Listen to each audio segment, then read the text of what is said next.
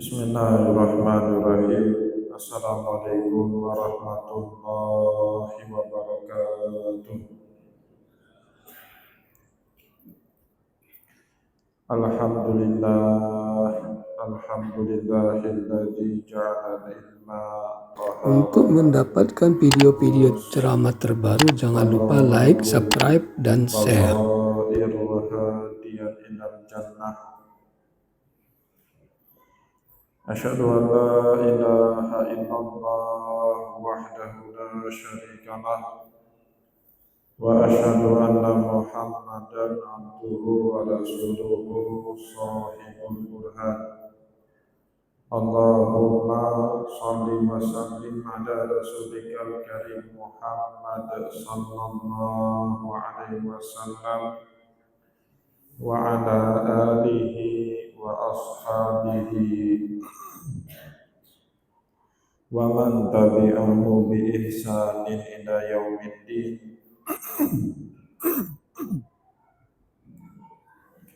Summa amma ba'du. Puji dan syukur senantiasa dan tidak pernah bosan-bosannya kita panjatkan kehadiran Sang Maha Pencipta Allah Subhanahu wa Ta'ala,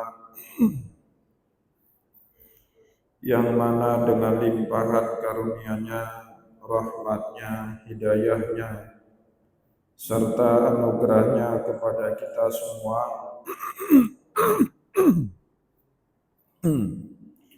kita kembali masih diberi kesempatan, kesehatan, dan usia panjang oleh Allah untuk sama-sama dan senantiasa mengabdikan diri kita di jalannya dengan menjalankan segala perintahnya dan menjauhi semua larangannya. Salawat dan salam juga tidak pernah lupa pula kita haturkan kepada junjungan alam Nabi besar Muhammad sallallahu alaihi wasallam, di mana beliau telah bersabda dalam sebuah hadis, taraktum fikum amrayni la in tamassaktum bihima lam tadillu abada, kitaballahi wa sunnati. Telah aku tinggalkan kepada kalian dua pusaka yang jika kalian pendomani keduanya, niscaya kalian tidak akan pernah tersesat selama-lamanya. Al-Quran, kitabnya Allah, dan hadis sunnahnya Rasulullah Sallallahu Alaihi Wasallam. Bapak Ibu kaum muslimin dan muslimat jamaah sholat maghrib yang dimuliakan oleh Allah, mari pada kesempatan malam maghrib yang mulia ini, sambil kembali kita niat iktikaf di rumah Allah, mari sama-sama kita kembali melanjutkan pengajian hadis dengan kitab Fathul Bari Bisyarhi Sahih Al-Bukhari karya Imam Ibnu Hajar Al-Asqalani rahimahullahu ta'ala anhu. Dan insya Allah pada malam ini kita kembali akan melanjutkan bacaan kita dengan kitab yang ketiga, Kitabul Ilmi, dan ini termasuk hadis ketiga terakhir di dalam kitab yang ketiga, ya. Kitabul Ilmi, hadis nomor 132.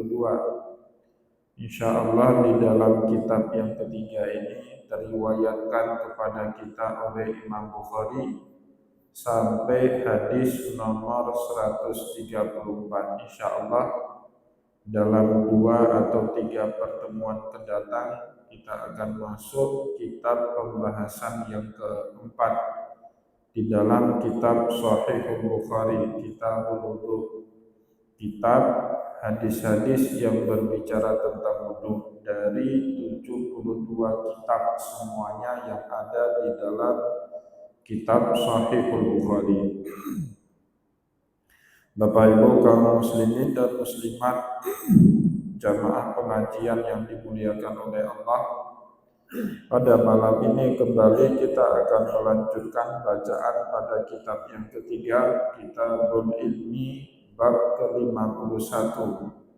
Babun manistahya fa'amara khairahu bisu'al.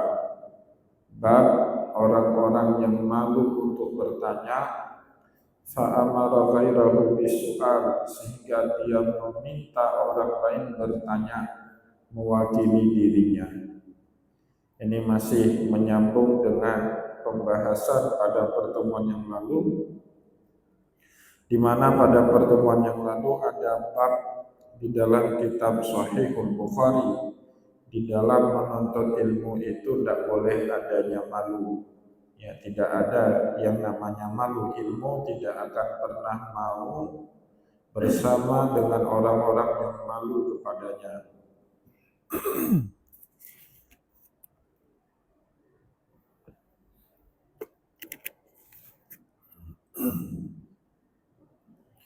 Dan insya Allah pada malam ini kita masuk ke dalam bab 51. Manistahya fa'amara khairahu bisu'al. Bab mereka yang malu untuk bertanya sehingga meminta orang lain bertanya atas nama dirinya. Di dalam bab 51 ini Imam Bukhari meriwayatkan kepada kita hadis nomor 132, di mana hadis itu beliau riwayatkan dari gurunya Imam Musaddad. Haddatsana Musaddadun qala haddatsana Abdullah bin Dawud anil A'mash an Munzirin az-Zawri an Muhammad ibnul Hanafiyah, atau juga disebut dengan Muhammad bin Ali bin Abi Thalib. Jadi Muhammad ibnul Hanafiyah ini anak lain daripada Ali bin Abi Thalib selain Hasan dan Husain. Bapak Ibu yang dimuliakan oleh Allah, singkat cerita, Ali bin Abi Thalib setelah wafatnya Fatimah Az-Zahra lebih kurang 6 bulan setelah wafatnya Rasulullah SAW, beliau menikah kembali dengan seorang perempuan yang bernama Khawlah binti Ja'far dari Bani Hanifah. Dari pernikahan itu lahirlah seorang putra yang bernama Muhammad, atau juga sering disebut dengan Muhammad ibnul Hanafiyah, nisbah kepada suku daripada ibunya dari Bani Hanifah. Ini putra daripada Imam Ali bin Abi Thalib. Jadi Muhammad al-Hanafiyah meriwayatkan sebuah hadis dari bapaknya Ali bin Abi Thalib radhiyallahu anhu, di mana dulu di masa mudanya Ali bin Abi Thalib saat masih hidup bersama dengan Rasulullah pernah bertanya kepada Nabi, kuntu rajulan madza'an. Beliau berkata, yaitu Imam Ali bin Abi Thalib, beliau berkata, kuntu rajulan madza'an. Saya ini seorang laki-laki yang madza'. Apa makna rajulan madza'an? Disebut atau dijelaskan di dalam kitab Fathul Bari, ai kasirul mazi, orang yang banyak keluar mazi dari alat kelaminnya. Bapak Ibu yang dimuliakan oleh Allah, di dalam kitab fikih para ulama menjelaskan ada 4 cairan yang keluar dari alat kelamin seorang laki-laki, salah satunya mazi.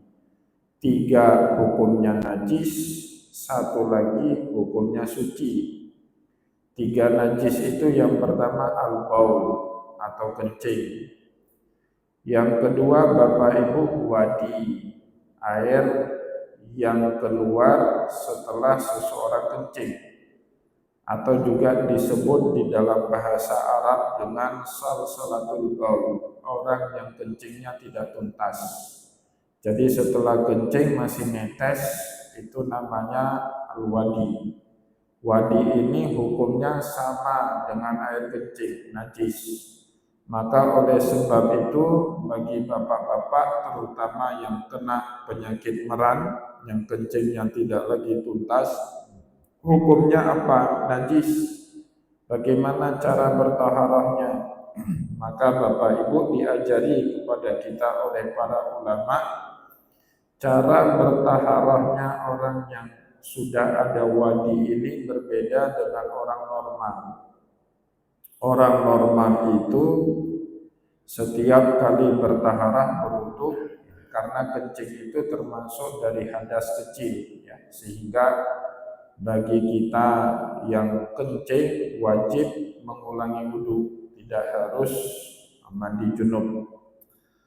Kalau orang normal pada saat berwudu niatnya diraf'il hadasil asghar, nawaitul wudu'a diraf'il hadasil asghar lillahi ta'ala, sengaja saya wudu untuk mengangkat hadas kecil karena Allah.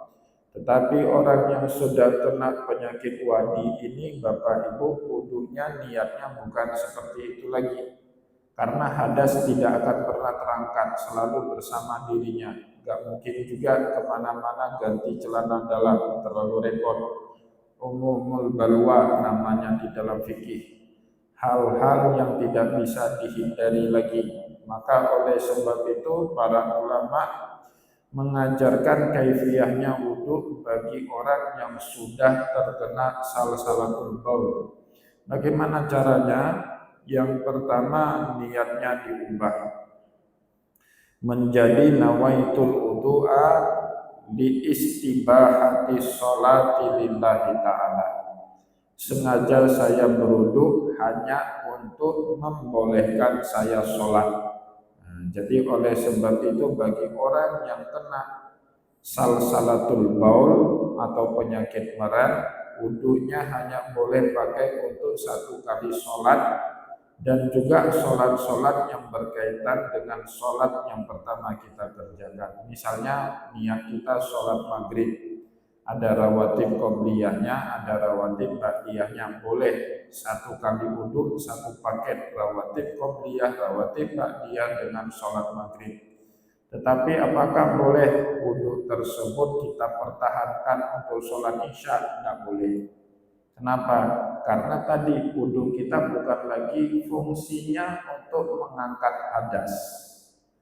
Fungsi kita wudu bagi orang yang kena penyakit salsalatul baul li istibahis sholat wa laysat li raf'il hadasi, hanya untuk membolehkan dia sholat, bukan untuk mengangkat hadas. Kenapa bukan untuk mengangkat hadas? Pak, hadasnya bersama dengan dia.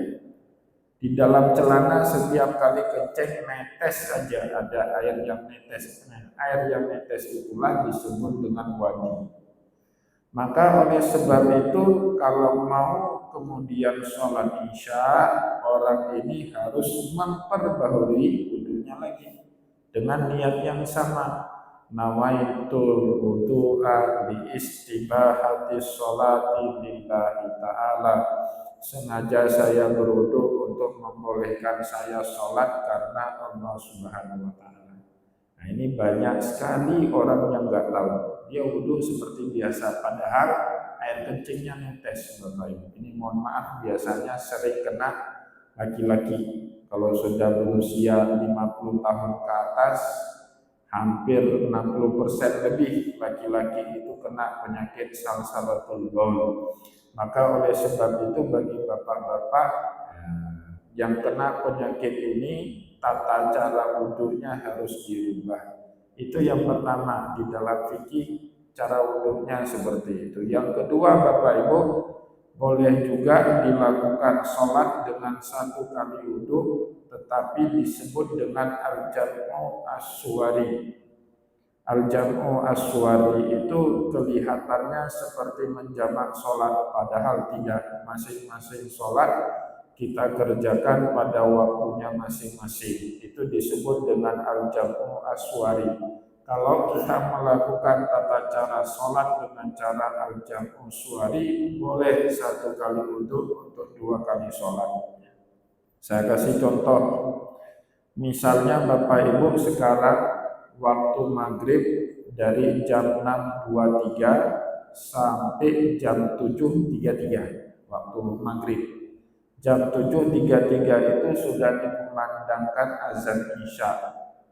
Pada saat azan maghrib jam 6.23 kita tidak langsung sholat, kita tunda sholat kita.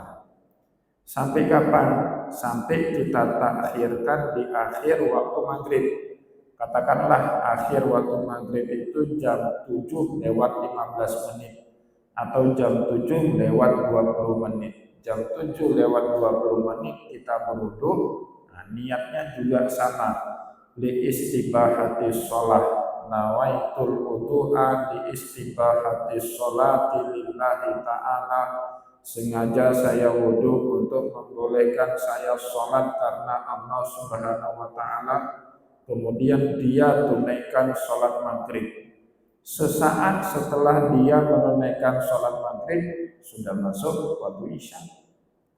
Maka dia langsung kemudian sholat Isya dengan wudhu sholat maghribnya.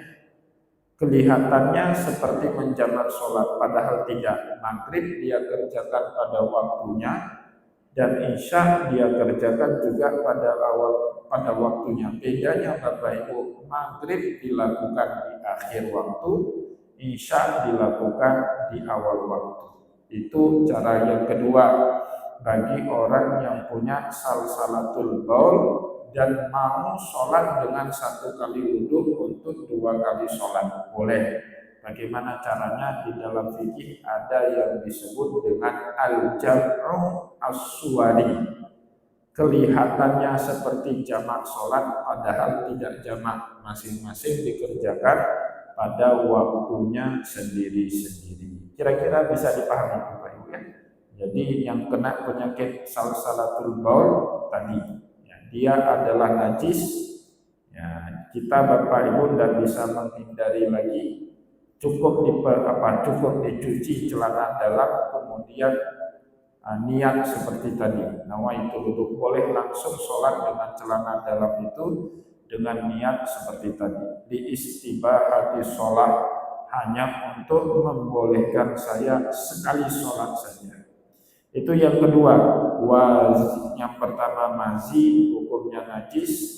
Yang kedua wadi, hukumnya najis. Yang ketiga kencing, ya, hukumnya najis. Jadi kencing yang pertama najis, air yang keluar setelah kencing wadi hukumnya najis. Yang ketiga al-mazi, yang ditanya oleh Ali bin Abi Thalib, air kental bening yang keluar dari kemaluan laki-laki saat dia terangsang syahwatnya, itu namanya mazi. Ketiga ini Bapak Ibu najis.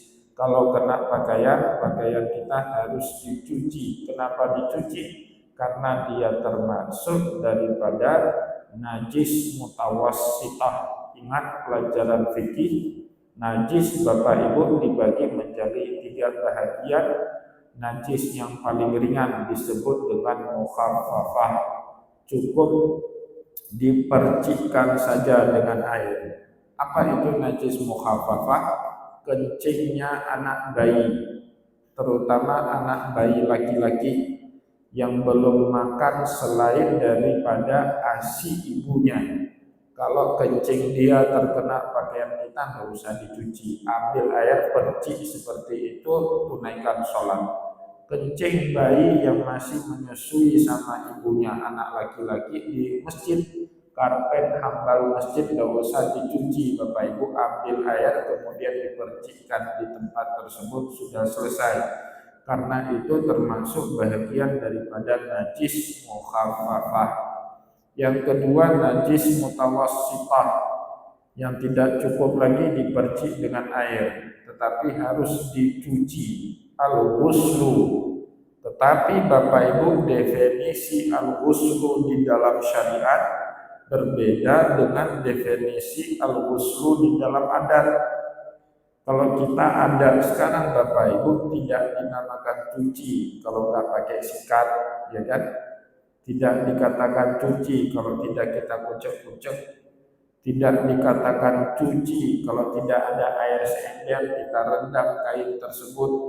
Tidak disebut cuci kalau nggak pakai deterjen, ya, itu tidak dinamakan cuci. Itu cuci dalam definisi syariat.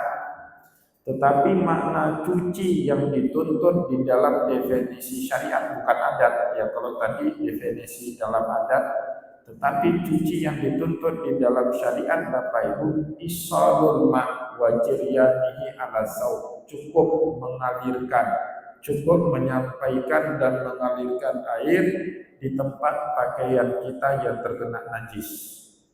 Misalnya saya kasih contoh, Bapak Ibu kencing, pada saat kencing, air kencingnya itu terkena pakaian kita, celana kita. Itu celana tidak usah dicopot. Tidak ada perintah syariatnya suruh copot celana sehingga kemana-mana bawa kain sarung seperti yang dipraktekkan oleh sebagian orang kita sekarang. Tidak perlu bawa kain sarung kemana-mana Bapak Ibu. Cukup ambil air satu tangan, kemudian basahi tempat pakaian kita yang terkena kencing. Sudah, asal sudah basah, sudah mengalir, kucek-kucek sedikit, pakaian tersebut boleh kembali kita pakai. Itu makna cuci di dalam syariat, ya. Isalul ma wa jiryanihi ala saub, menyampaikan dan mengalirkan air pada pakaian yang terkena daripada najis.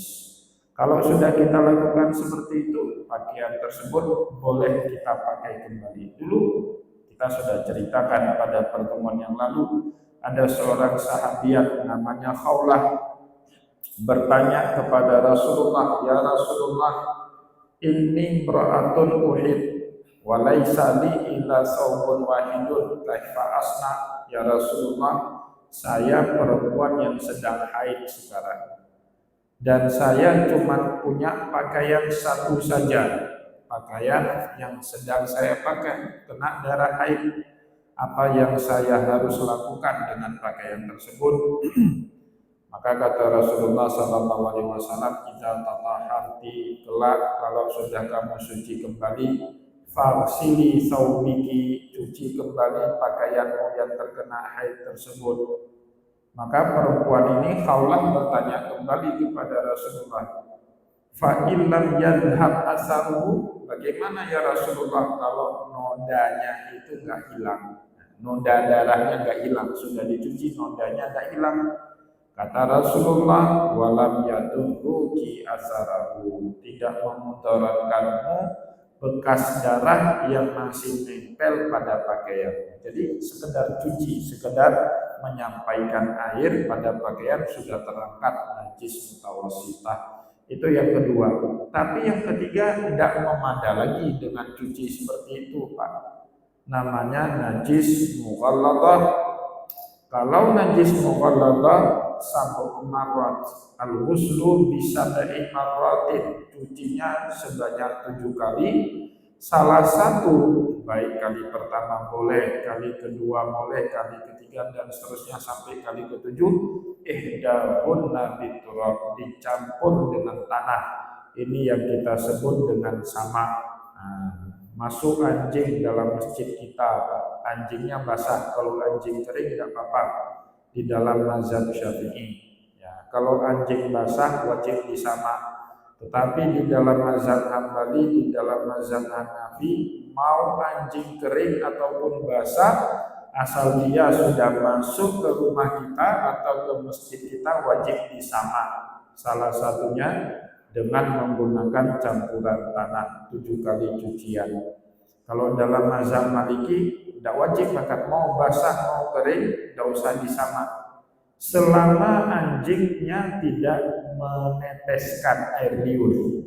Jadi najis anjing itu cuma air liurnya saja, karena kata Rasulullah di dalam hadis, "Idza walagha al-kalbu fi ina'i ahadikum," jika wadah kalian dijilat sama anjing, maka dipahamilah oleh Imam Malik yang najis dari anjing ini bukan semua bagian tubuhnya, tetapi hanya air liurnya saja.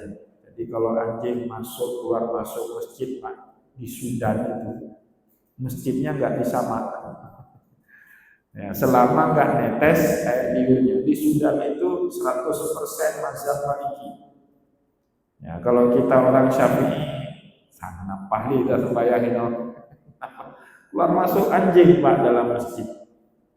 Ya, tapi anjingnya anjing kering dan nggak netes air liur di musim panas, 52 derajat Pak panasnya di Sudan itu. Nah, tapi kita orang Aceh yang Syafi'i nggak nyaman lihat peristiwa itu.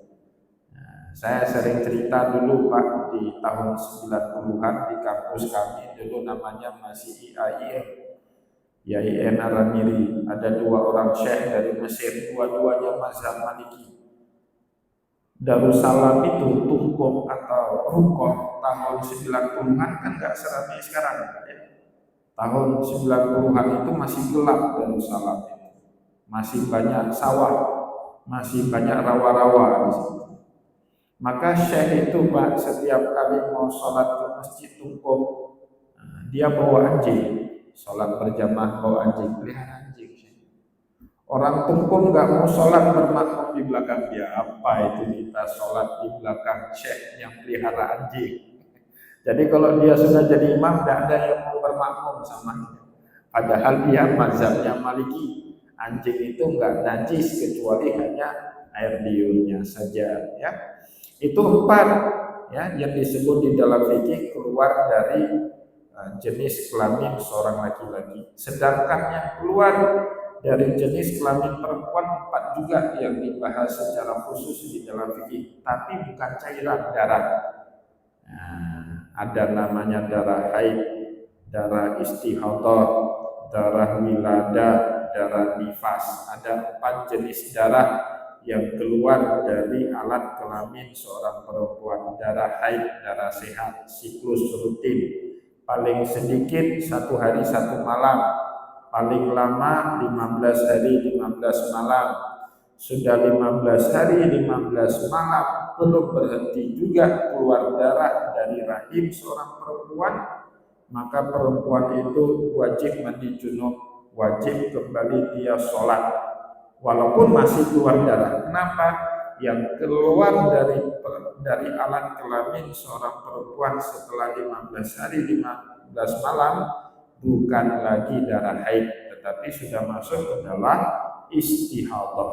Nah, ini darah penyakit.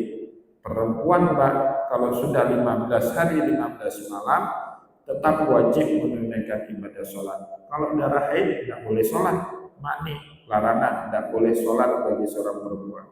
Tapi kalau darah istihadah wajib sholat, boleh pegang Al-Quran, boleh berpuasa. Darah istihadah, darah penyakit. Yang ketiga darah wiladah, darah yang keluar saat seorang perempuan melahirkan. Yang keempat darah nifas, darah yang keluar dari rahim seorang perempuan setelah dia melahirkan. Masa dia Pak paling singkat 40 hari, paling lama 60 hari. Kalau ada seorang perempuan masih pendarahan nifas setelah melahirkan lebih daripada 60 hari, 61, 62, sampai 70, sampai sekian hari masih keluar darah, maka itu bukan lagi darah nifas, tapi sudah darah istihadah. Sudah wajib kembali seorang perempuan itu menunaikan ibadah sholat. Nah, pada suatu hari Bapak Ibu diceritakan di dalam kitab hadis, Imam Ali bin Abi Thalib sering keluar mazi.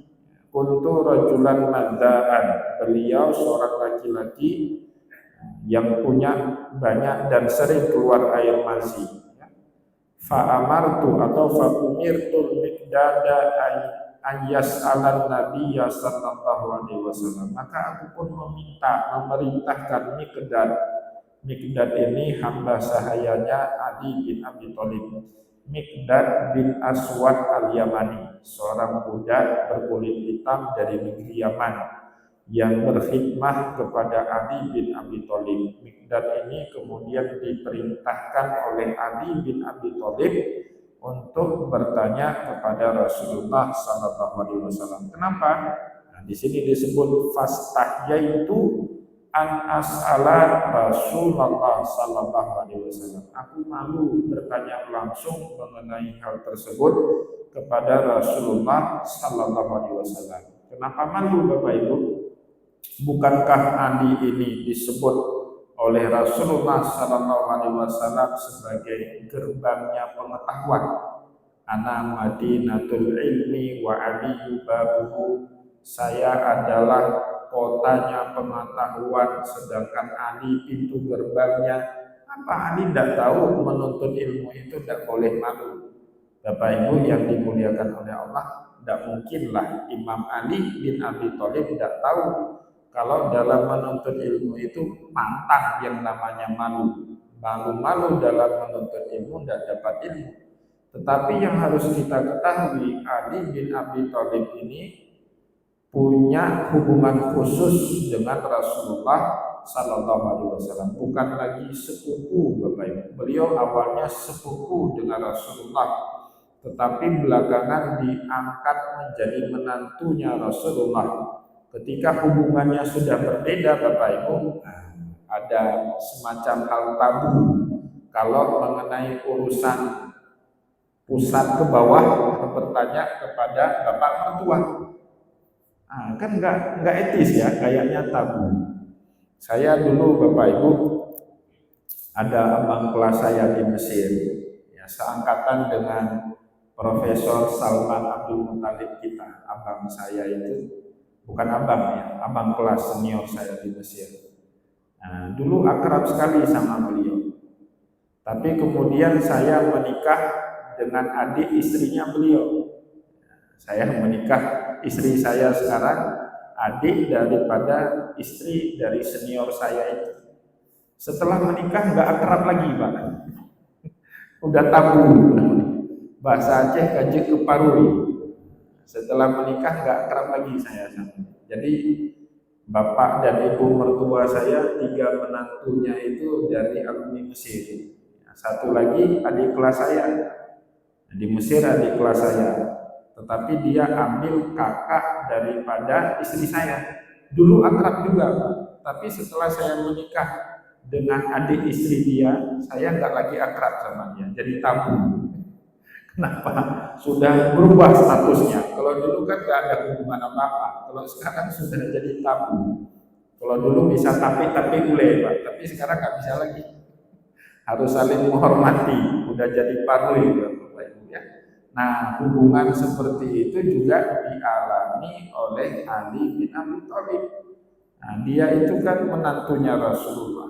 Maka Ali bin Abi Thalib, terutama mengenai masalah pusat ke bawah itu, beliau malu-malu, sungkan bertanya langsung kepada Rasulullah. Dan ini diakui sendiri oleh Ali di dalam hadis ini. Kuntu rajulan maddaan, saya seorang laki-laki yang gampang keluar air mani.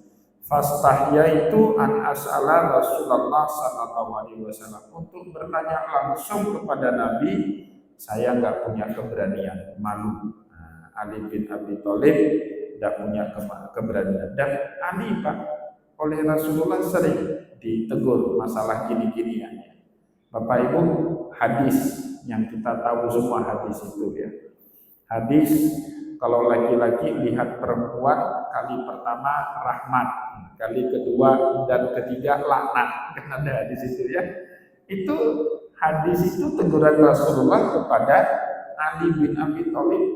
Nah, jadi Ali bin Abi Thalib itu Bapak Ibu suatu hari jalan-jalan bersama Rasulullah, lihat perempuan lewat, ditatapi sama Ali, terusnya ditontoni sama Rasulullah. Lihat, Ali lakal ula wa alaika saniyah. Nah, kamu rahmat, lihat yang pertama, lihat kedua, ketiga laknat, kata Rasulullah. Itu teguran seorang bapak mertua kepada menantunya itu ya, hubungannya. Maka Ali itu kecut, Pak, hilang nyalinya karena ditegur sama mertua beliau sendiri ya. Coba Bapak Ibu bayangkan ditegur sama mertua. Gak berani lagi kita pulang ke rumah mertua kalau ditegur seperti itu, Pak ya. Nah, maka Bapak Ibu kaum muslimin dan muslimat yang dimuliakan oleh Allah, Ali pun pintar, dia cari, dia utus seorang budak. Fa umirtul Miqdad bin Aswad al-Yamani ayas alan Nabiya sallallahu alaihi wasallam fasa'alahu. Maka aku utus Miqdad bin Aswad untuk menanyakan hal tersebut kepada Rasulullah sallallahu alaihi wasallam. Fasa'alahu. Miqdad pun bertanya kepada Nabi. Nabi Muhammad sallallahu alaihi wasallam langsung tahu ini pertanyaan bukan dari kepalanya Miqdad. Enggak mungkin budak ngerti yang gini-ginian, Pak. Pasti dari tuannya Miqdad. Ini diceritakan oleh Imam Ibnu Hajar Al-Asqalani radhiyallahu an. Wastadalla bihi ba'dhum ala jawazil i'timadi 'alal khabaril maknun ma'al qudrati 'alal maqtu'. Ya, maka sebagian ulama menyebut Rasulullah sallallahu alaihi wasallam mengetahui ini pertanyaan bukannya dari Miqdad. Dan Rasulullah juga langsung tahu ini pertanyaan titipannya Ali. Tapi Rasulullah tetap menjawab. Karena Rasulullah sallallahu alaihi wasallam tahu ini si penanya yang sesungguhnya membutuhkan jawaban. Tapi karena satu dan lain sebab dia malu sehingga dia utus orang lain untuk bertanya. Seperti jamaah kita sering juga, Pak. Itu kadang-kadang setelah pengajian ada jamaah ustaz, dia temannya baca jid. Nyonang ngelun, pertanyaan dari ngelun, kan dari itu. Padahal dari dia itu, Pak. Kalau sudah dia bilang seperti itu dari dia ya. Cuman nongkoh aja itu jamaah kita itu ya, cari-cari kambing hitam. Nah, pertanyaannya urusan bawah perut bawah juga. Nyona pertanyaan baju Ustaz, tapi nyongkan dari lu, dari ngelun. Nah, cuman pokoknya malih. Ada itu kerjaannya si bapak itu aja. Pertanyaan dari dia itu, Pak. Tapi kita yang ditanya, kalau memang bisa menjawab dan punya keluasan waktu tetap wajib. Mana buktinya tetap wajib dijawab? Rasulullah tetap menjawab pertanyaannya Miqdad. Budak itu, Pak, ngerti pun enggak itu. Budak itu kalau nggak diperintahkan nggak kerja itu budak. Ya, makanya saat ini susah karena kita nggak ada contoh lagi budak hamba saya. Kalau dulu, Pak, budak itu nggak ngerti apa-apa. Mohon maaf, kayak bahimah. Maka di dalam fikih itu budak itu dipersamakan seperti bahimah, seperti hewan. Dia itu nggak ngerti makan, kalau nggak disuruh makan nggak tahu dia pun makan. Nah, maka oleh sebab itu dulu Bapak Ibu banyak sekali rakik itu orang yang sudah dimerdekakan oleh tuannya karena tuannya baik hati mau memerdekakan budaknya. Setelah beberapa lama orang ini jadi lagi budak. Sudah dimerdekakan, Pak, jadi lagi budak. Kenapa? Mentalitasnya budak. Dia udah nyaman jadi budak. Kenapa nyaman? Gak usah kerja, dapat makan, tidur-tidur aja, ikut sama tuannya. Bapaknya juga budak dulu, ibunya budak, kakek neneknya semua budak, keturunan budak. Maka kan sering orang Aceh bilang kalau ada orang malas, lagi ada lamit. Nah, pernah dengar, Pak, orang Aceh lamit itu budak dalam bahasa Aceh. Nah, jadi kalau ada orang malas udah parah sekali, Pak, orang Aceh nyebutnya lamit. Lagi keturunan lamit, kan? Lagi keturunan budak. Nah, itu parah sekali. Tapi kalau malasnya sesekali agak gede, itu disebut orang Aceh. Tapi saya sudah jarang dengar itu sekarang, Pak. Agak gede. Kalau dulu saya sering sekali dikatain gede sama nenek saya. Kalau malas sholat, nah, udah kena gede. Tapi belum sampai taraf lamit, nah, belum itu. Kalau lamit itu kan malas dia, Pak. Nah, jadi keturunan budak itu malas, mentalitasnya mentalitas malas. Diperintah kerja, nggak diperintah duduk santai. Orang merdeka kan nggak bisa seperti itu. Maka Ali pernah berkata, apa bedanya orang merdeka dengan budak? Kata Imam Ali bin Abi Thalib, al-abdu yadribu bil asa. Seorang budak untuk mengerjakan sesuatu perlu dicambuk dulu, dipukuli dulu, baru dia mau kerja. Kayak dongki, Pak, kayak keledai itu. Dia mau jalan kalau dicambuk. Beda dengan kuda. Kuda kita tarik saja sudah jalan, kan? Kemarin saya naik kuda di pesantren Barbate, Pak. Salah tarik lagi, jalan kuda. Salah tarik dikit, Pak. Ternyata itu ada kode-kodenya. Kalau tarik kencang berarti speednya 80 ke atas itu. Nah, kalau seperti ini jalan santai, kita nggak ngerti kan, tarik lari kudanya itu. Tapi keledai, Pak, harus kita cambuk dulu baru mau jalan. Maka Imam Ali menyebut al-abdu yadribu bil asar. Hamba saya itu dipukuli baru kerja. Wal hurru yakfihi bil isyarat. Orang merdeka cukup dengan isyarat. Kamu orangnya, nah baru udah cepat-cepat dia kerja. Itu orang merdeka. Ya, ditatapi saja sama orang tua kita, benar belajarnya langsung belajar, itu orang merdeka. Tapi kalau perlu dipukul dulu, nah itu hamba saya, lamit ya, mentalitas muda. Nah, maka Bapak Ibu kaum muslimin dan muslimat jamaah pengajian yang dimuliakan oleh Allah, pertanyaan Mikdad itu tetap dijawab oleh Nabi Muhammad sallallahu alaihi wasallam. Faqala Rasulullah, Nabi pun menjawab, fihi najasun wa fihi wudu. Mazi itu najis, harus dicuci. Kalau terkena pakaian, kalau kena celana dalam kita, maka tadi disampaikan air di tempat yang terkena najis tersebut. Setelah itu batal wudunya, berarti orang yang sudah terkena najis batal, orang yang terkena mazi batal wudunya, maka dia harus memperbaharui wudu. Beda dengan mani, Bapak Ibu, tidak najis. Pakaian yang terkena mani tidak usah dicuci. Walaupun Nabi Muhammad tetap mencucinya, sehingga para ulama memahami cucinya Rasulullah terhadap pakaian yang terkena mani itu mustahab, sunnah saja, bukanlah najis. Kalau air mani najis, ini Bapak Ibu semua kita najis semua, Pak. Karena kita tercipta dari air mani.